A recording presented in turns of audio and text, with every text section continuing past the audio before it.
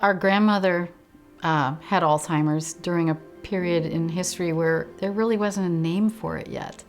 And I think it was extremely horrifying for our mother to watch her mother go downhill like that. And no one knew why, no one knew what was happening.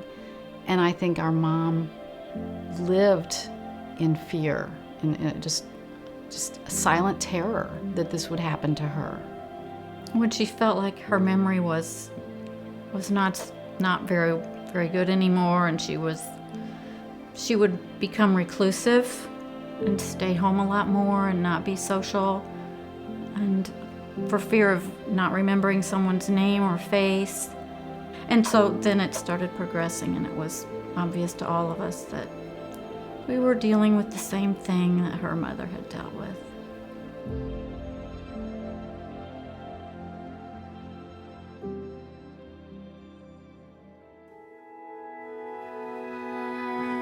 Indiana University School of Medicine has had a major focus in the area of Alzheimer's disease genetics and is well known within the United States and nationally, internationally, with its focus on the genetics of Alzheimer's disease. For over 20 years, we've had a center that has identified genes that can cause Alzheimer's disease, particularly in families that have an earlier onset of the disease. We have also had a number of studies, including my own, where we have looked for genetic risk factors. Those are factors that increase the likelihood that someone will develop Alzheimer's disease.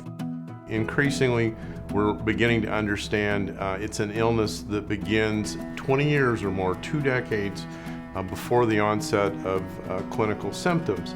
And recent clinical trials with drugs that are very promising, that are targeted and we know are working on core features of the disease, would suggest that the earlier you treat, the better. And we are having an explosion right now of capabilities that enable us to detect changes. And at this stage, we believe that they're going to be much more successfully treated, that we may well be able to prevent these devastating changes from occurring.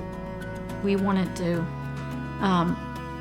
tackle this. We wanted to go after it and find out, how do we prevent this? How do we stop this? How do we live a better, healthier life so that maybe we can prevent this from happening to us?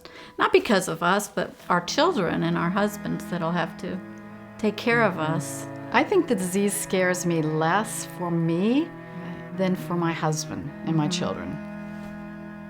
So that's when we started investigating how to further the research to get this going. We're getting older here. We need to